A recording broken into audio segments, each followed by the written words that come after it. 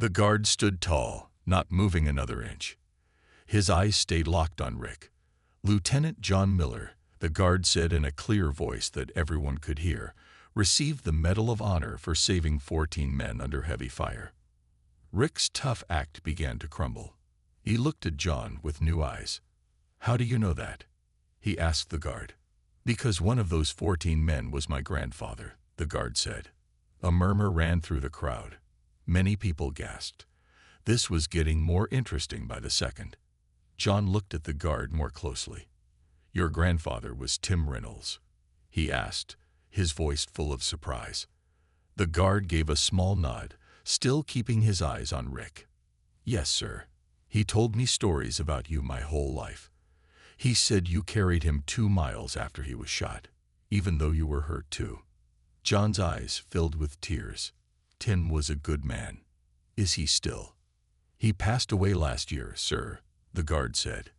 "His last wish was to be buried near the men who didn't make it home." The crowd was completely silent now. Everyone was listening to this unexpected story. Rick looked uncomfortable. He shuffled his feet and looked down. His friends had moved even further away, pretending they didn't know him. "I didn't know," Rick mumbled. "I was just messing around." The guard's face remained serious. "Those medals aren't just pieces of metal," he said. "Each one tells a story of sacrifice. Each one represents men and women who gave everything for their country." John stood straighter, touched by the guard's words. He had never talked much about what happened in the war. It was too painful. But hearing the guard speak made him proud of what he had done. A police officer had arrived now, drawn by the crowd. "Is there a problem here?" he asked. The guard turned slightly. "This man," he pointed at Rick, "was harassing Lieutenant Miller and attempting to take his medals." The police officer looked at Rick with serious eyes. "Is that true?"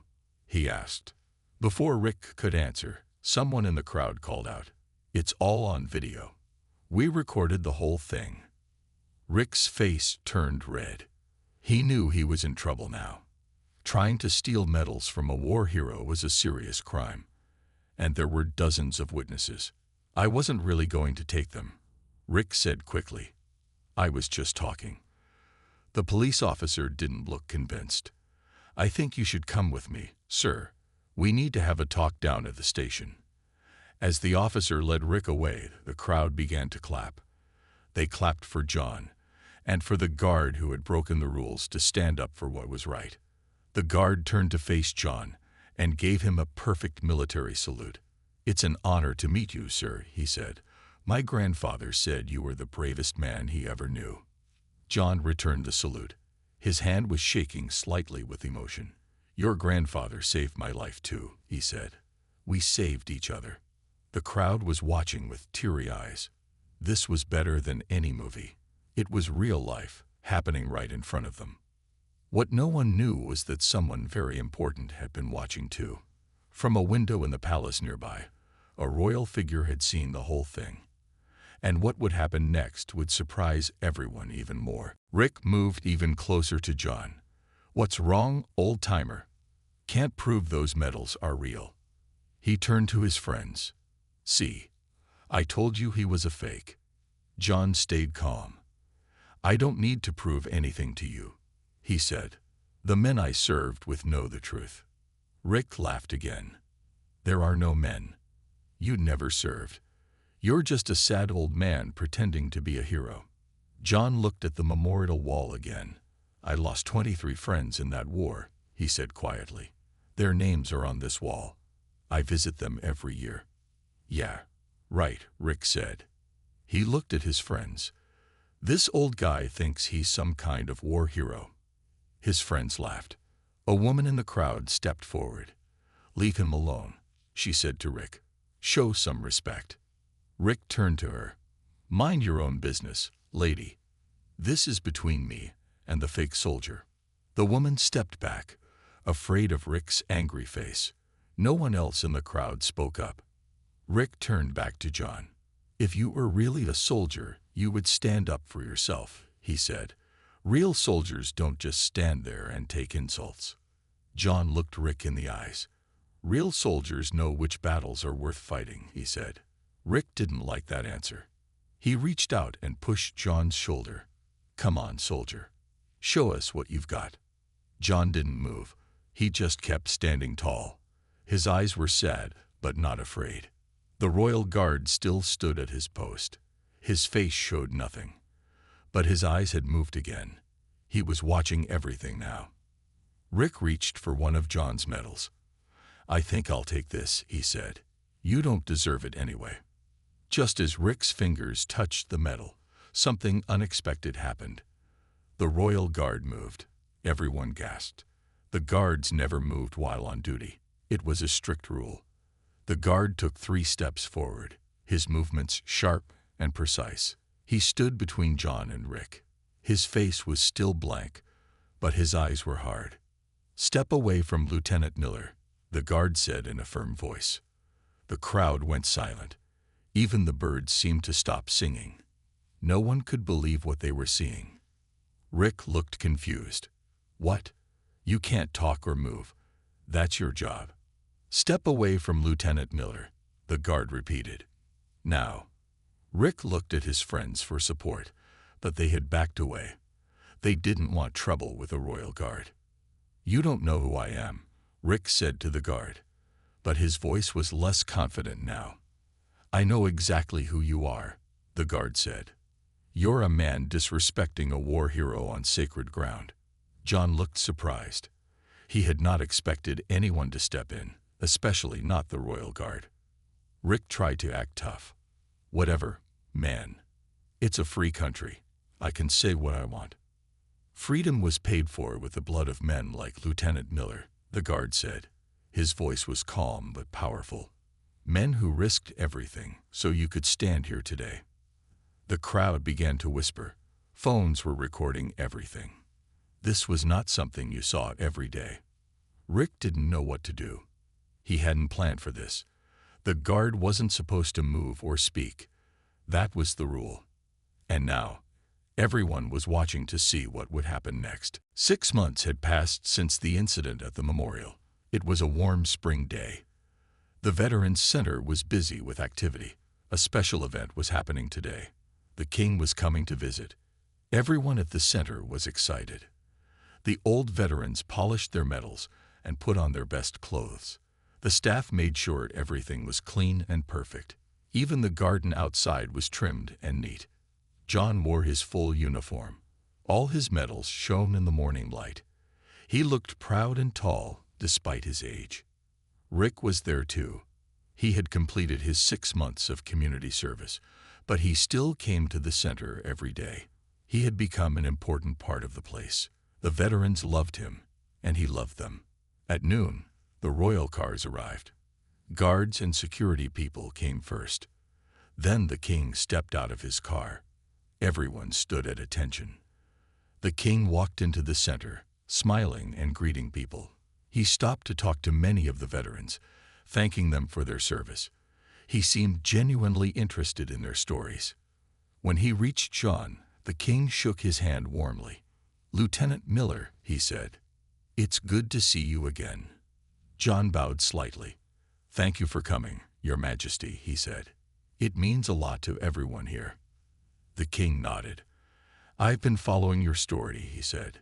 It's inspired many people, including me. John looked surprised. My story, sir? Yes, the king said. Your story of forgiveness and second chances, your willingness to see the good in others. The king turned to Rick, who stood nearby. And you must be Rick, he said. Rick bowed awkwardly. Yes, Your Majesty, he said, his voice shaking a little. The king shook Rick's hand.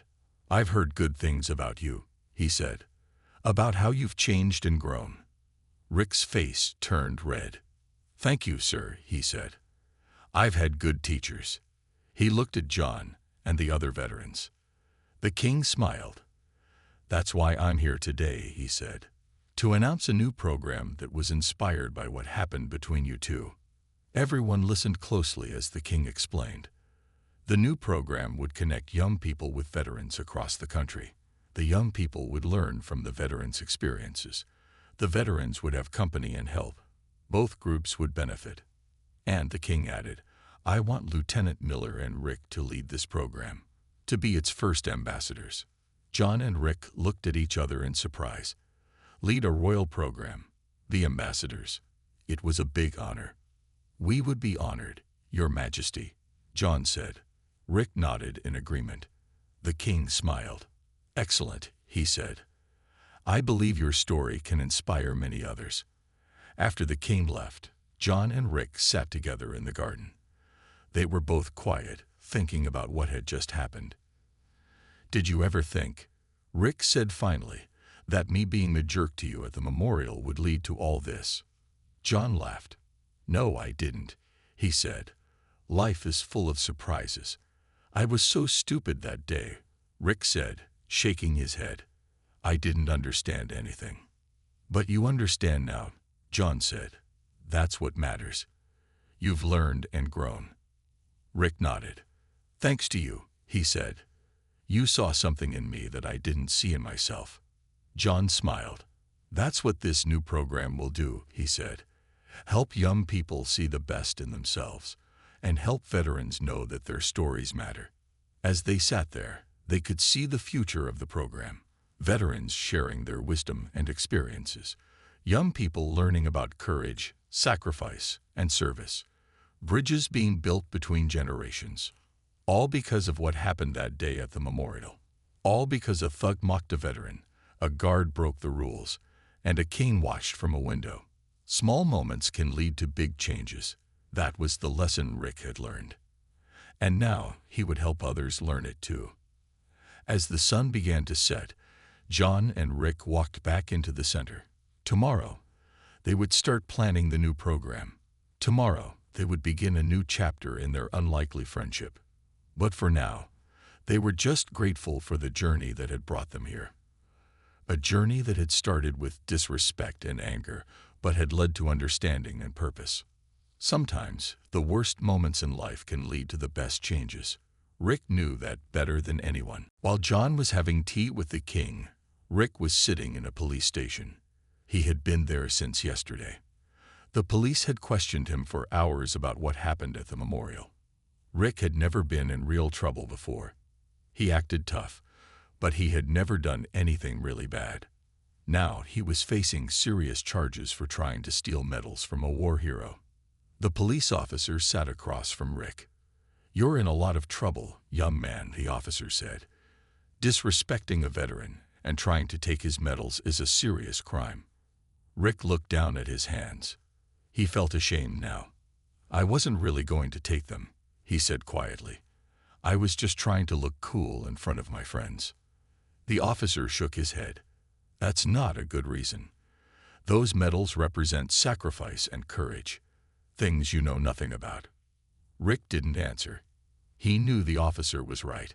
Just then, another officer came into the room. There's someone here to see this young man, the officer said. Rick looked up, surprised. He thought it might be his mother, coming to yell at him. But it wasn't his mother who walked in. It was John Miller. Rick's mouth fell open. What are you doing here? He asked. John walked slowly into the room. He looked different today. He wore a nice suit with his medals pinned to it. He stood tall and proud.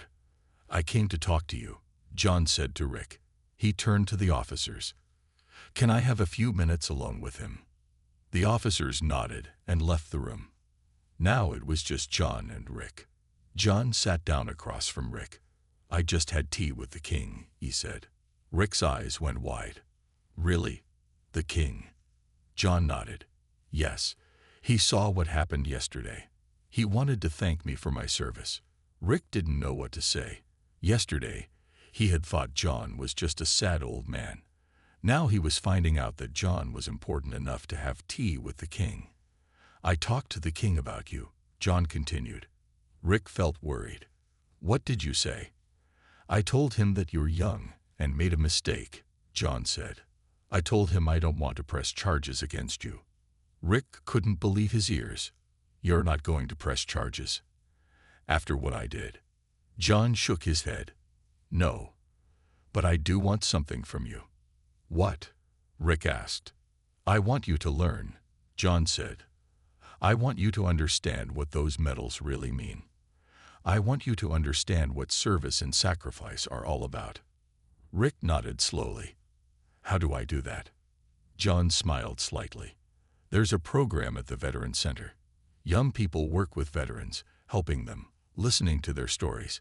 I want you to join that program for 6 months. Rick thought about it.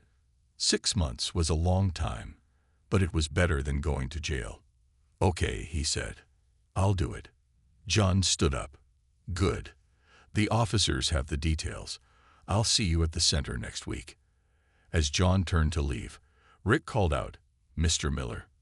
John looked back. Yes. I'm sorry, Rick said. I really am. John nodded. I know. That's why I'm giving you this chance. After John left, the officers came back in. You're a lucky young man, one of them said to Rick. Lieutenant Miller is a true hero, in more ways than one. Rick thought about what had happened. Yesterday, he had made fun of a war hero. Today, that same man had saved him from going to jail. He didn't understand why John would help him after what he had done. But he was going to find out. He would go to the Veteran Center. He would listen and learn. Maybe then, he would understand what made men like John Miller so special. And maybe, just maybe, some of that goodness would rub off on him. The next morning, John woke up in his small apartment. He lived alone. His wife had died 5 years ago, and his children lived far away. His life was quiet now. John made himself a cup of tea and sat by the window. He was still thinking about what had happened yesterday. He had not expected anyone to stand up for him, especially not the Royal Guard. There was a knock at his door. John wasn't expecting anyone. He walked slowly to the door and opened it. A man in a fancy uniform stood there. He held a white envelope with a royal seal on it. Lieutenant John Miller, the man asked. John nodded, confused. Yes, that's me. This is for you, sir, the man said, handing him the envelope. From the palace. John took the envelope with shaking hands. Thank you, he said. The man bowed slightly and left. John closed the door and stared at the envelope. The royal seal shone in the morning light. Why would anyone from the palace send him a letter? He carefully opened the envelope and took out a card. His eyes grew wide as he read it. It was an invitation to the palace. The king wanted to meet him. Today. John could hardly believe it. He read the invitation again and again. It was real. The king had invited him to tea at the palace at 2 o'clock that afternoon. John hurried to get ready. He took his best suit from the closet. It was old but still looked good. He polished his shoes until they shone. He pinned his medals to his jacket, making sure they were straight. At 1:30, a fancy car arrived to pick him up. The driver opened the door for John. Good afternoon, Lieutenant Miller, the driver said with respect.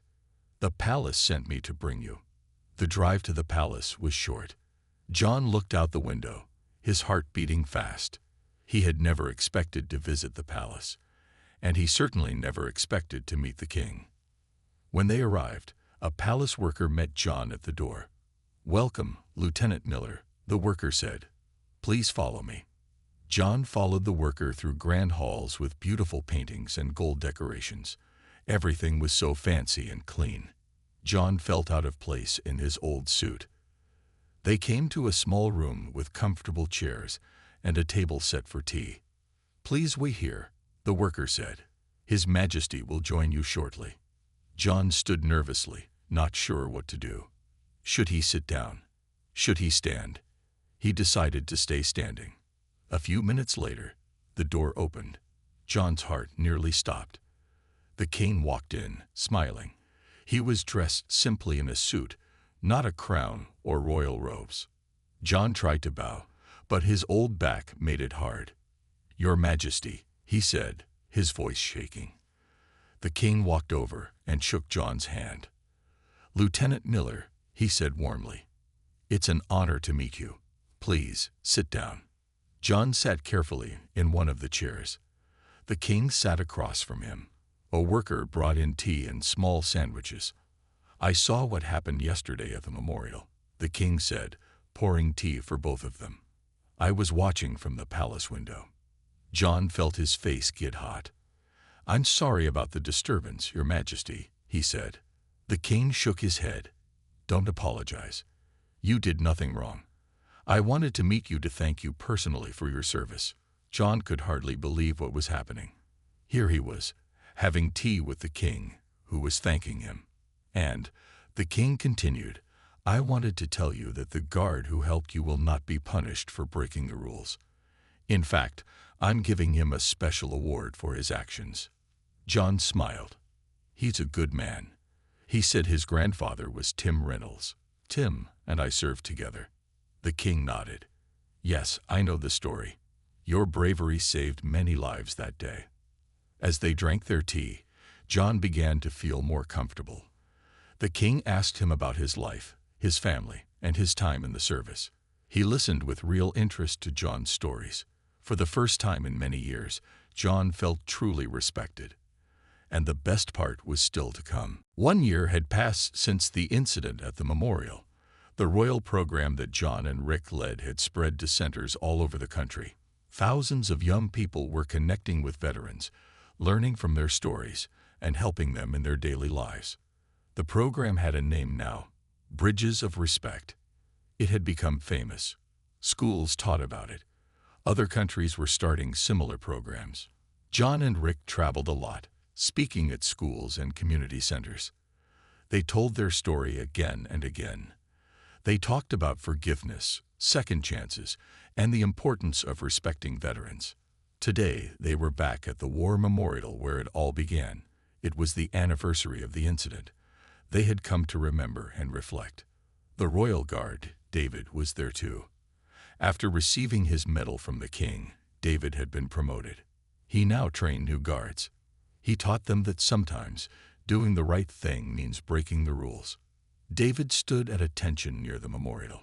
When he saw John and Rick approaching, he gave them a sharp salute.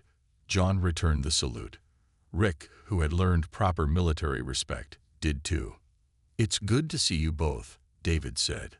"How is the program going?" "Very well," John said. "Better than we ever expected." Rick nodded. "We have centers in every major city now," he said proudly, "and a waiting list of young people who want to join." David smiled. "My grandfather would have loved this," he said. "He always said that the best way to honor veterans is to listen to their stories and learn from them." As they talked, people began to gather around them. Many recognized John and Rick from the news. They wanted to shake their hands and take pictures with them. Among the crowd was a group of young men who looked like Rick used to look. They had the same tough attitude, the same unsure future. One of the young men stepped forward. "Are you really the guy who used to be a thug?" he asked Rick. "The one who made fun of veterans?" Rick nodded. "That was me," he said. "Not my proudest moment." The young man looked impressed. "And now you run this big program. You work with the king." "Yes," Rick said. "Life can change in surprising ways." "How?" the young man asked. "How did you go from being like us to being like this?" Rick thought for a moment. "I met a real hero," he said, looking at John, "and instead of judging me, he gave me a chance to be better." The young man seemed to think about this. Do you think we could join your program?" he asked, gesturing to his friends. Rick smiled. "Of course," he said. "That's what it's for. To build bridges between people. To help us understand each other better." As Rick talked with the young men, John watched with pride. Rick had come so far from the angry young man who had mocked him a year ago. He had found his purpose. He was helping others find theirs. Later, as the sun was setting, John, Rick, and David stood together by the memorial. They were quiet, each lost in their own thoughts. "I never thought it would turn out like this," David said finally. "When I broke the rules that day, I just wanted to stand up for what was right. I never imagined it would lead to all this." John nodded. "Small actions can have big results," he said. good or bad. Rick looked at the names on the memorial. Names of men and women who had given their lives for their country.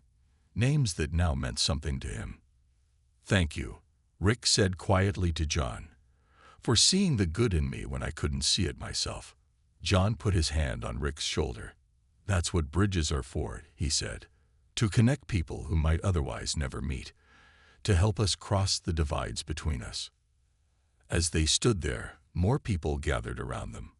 Veterans, young people, families, all drawn by the story of a thug who mocked a veteran, a guard who broke the rules. John Miller was an old soldier. He was 65 years old. He had fought in a big war many years ago. His hair was now white, and his face had many lines. But he still stood tall and strong. Every year, John went to the war memorial in the city. He wore his old army jacket with his medals on it. The medals showed that he had been brave in the war. He had saved many lives. This year, John went to the memorial on a sunny day in May. He stood in front of it and looked at the names on the wall. Many of the names were his friends who had died in the war. John felt sad but proud when he saw their names. Near the memorial was a royal guard. The guard wore a red coat and a tall black hat. He stood very still. He did not move or speak. This was his job. He had to guard the memorial all day. As John stood there, a group of young men walked by. They were loud and laughing.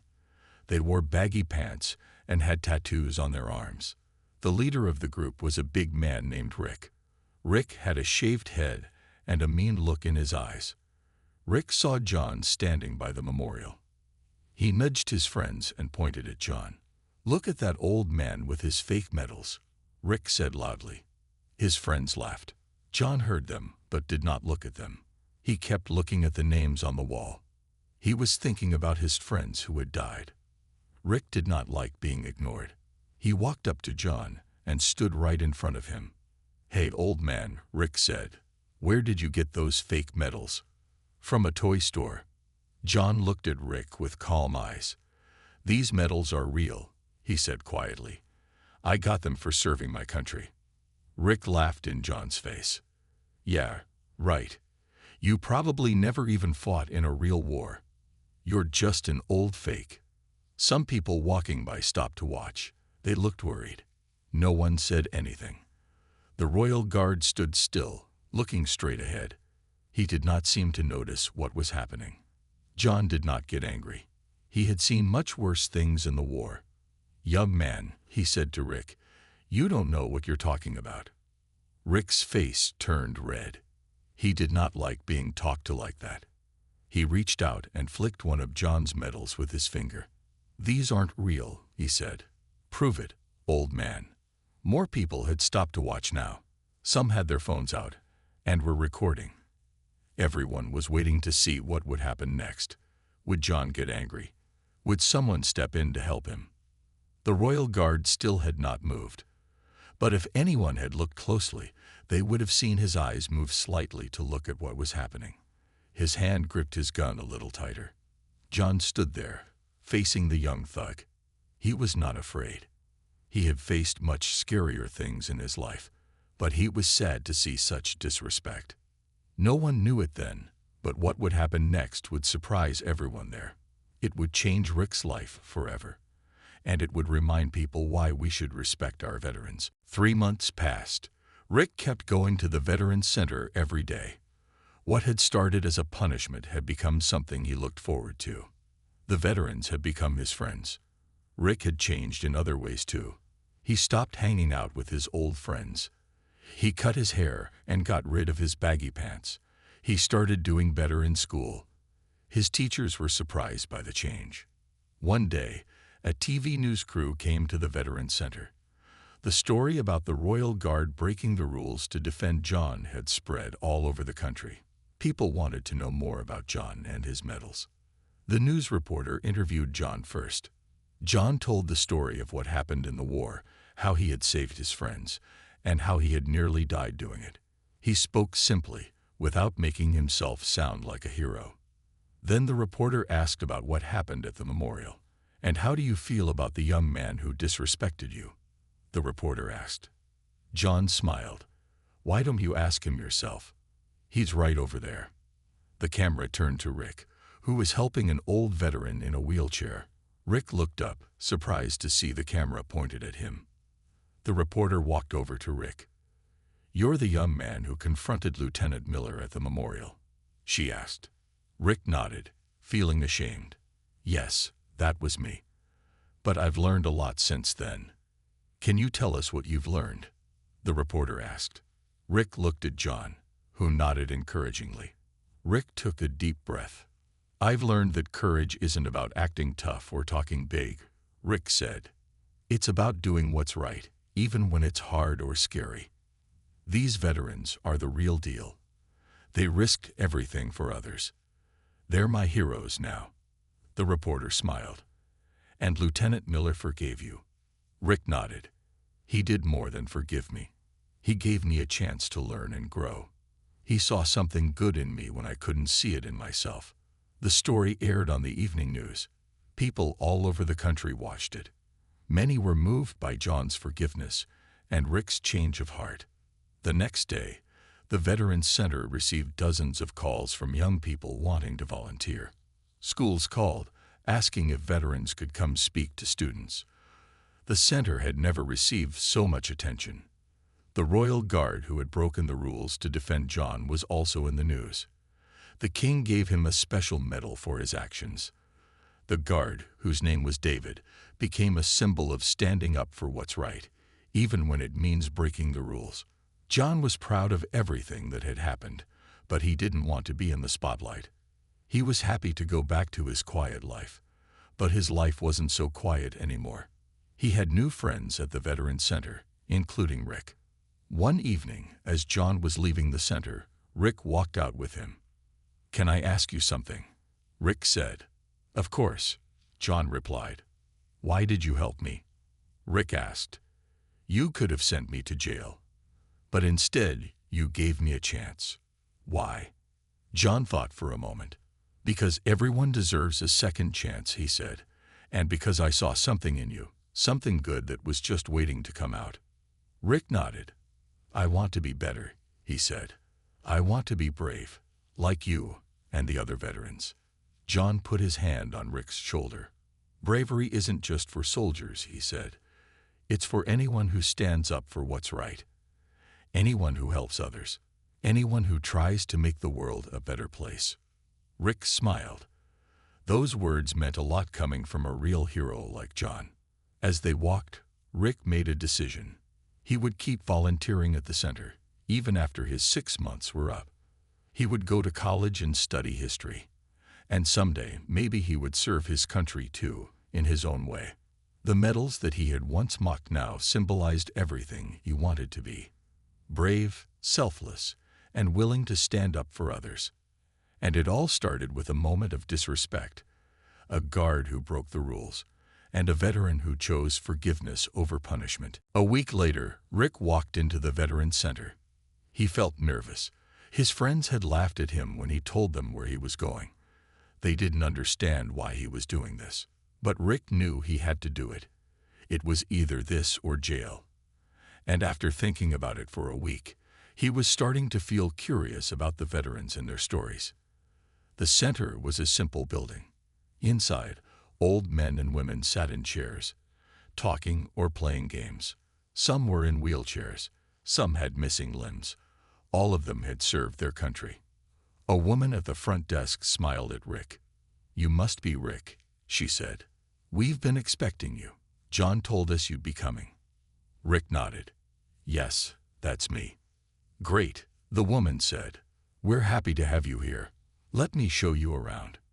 She took Rick through the center, explaining what they did there. Veterans came to find support and friendship. Young people came to help and to learn from the veterans' experiences. "What will I be doing?" Rick asked. "A little bit of everything," the woman said. "Helping serve meals, playing games with the veterans, listening to their stories. Most importantly, showing them respect." Rick felt a little worried. He didn't know how to talk to old people, especially those who had been in wars. What would he say to them? As they walked through a large room, Rick saw John sitting at a table. John was talking to a group of other veterans. They were all laughing at something he had said. John looked up and saw Rick. He waved him over. "Ah, here he is," John said to the group. "This is the young man I was telling you about." Rick walked over slowly. He expected the veterans to look at him with anger or disappointment. But they didn't. They looked at him with kind, curious eyes. "Sit down, son," one old man said, pulling out a chair. "John's been telling us about you." Rick sat down, feeling uncomfortable. "What did he say?" he asked. The old man chuckled. "He said you're a young man who needs to learn some history, and we're just the ones to teach you." For the next hour, Rick sat and listened as the veterans told stories about their time in the service. They talked about friends they had lost, scared moments they had faced, and funny things that had happened. Rick was surprised. He had expected sad, boring stories. But these stories were interesting. They were full of courage, friendship, and even humor. One veteran, an old woman named Grace, had been a nurse in the war. She told Rick about saving lives under fire, about holding the hands of dying soldiers, about writing letters home to mothers whose sons would never return. Rick felt something change inside him as he listened. These weren't just old people with medals. They were real heroes who had done amazing things. They had risked their lives for their country, for freedom, for people they didn't even know. When it was time to leave, Rick didn't want to go. He wanted to hear more stories. He wanted to learn more about these brave men and women. "You'll be back tomorrow," John said, seeing Rick's face. "There are many more stories to hear." Rick nodded. "I'll be here," he said. And he meant it. For the next few weeks, Rick went to the center every day after school. He helped serve meals, played chess with the veterans, and listened to their stories. He learned more about history from these veterans than he ever had in school. And he learned about John Miller. He learned that John had saved 14 men while being shot at. He had carried his wounded friends to safety, one by one. He had nearly died doing it. The medals that Rick had mocked were symbols of true courage. They represented actions that Rick could hardly imagine. One day, as Rick was leaving the center, John walked out with him. "You're doing good work here," John said. Rick smiled. "I like it here. I like the veterans. Their stories are amazing." John nodded. "Everyone has a story, Rick. The important thing is to listen and learn from those stories." Rick thought about that as he walked home. Everyone has a story. Even the people we don't understand or respect at first. Even the people we make fun of. He was starting to understand why John had helped him instead of sending him to jail. John had seen something in Rick that Rick hadn't seen in himself. The potential to be better. The potential to learn and grow. And Rick was determined not to let John down.